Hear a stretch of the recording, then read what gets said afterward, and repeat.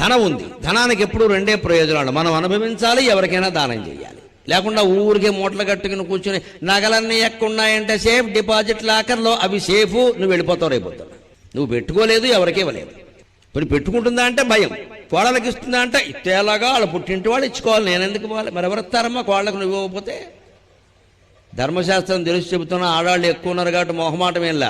అత్తగారి నగలు వారసత్వం ప్రకారం కోడలకే వస్తాయి, ధర్మశాస్త్రం కూతురుకు కాదు. తస్మాత్ జాగ్రత్త కోడళ్ళారా.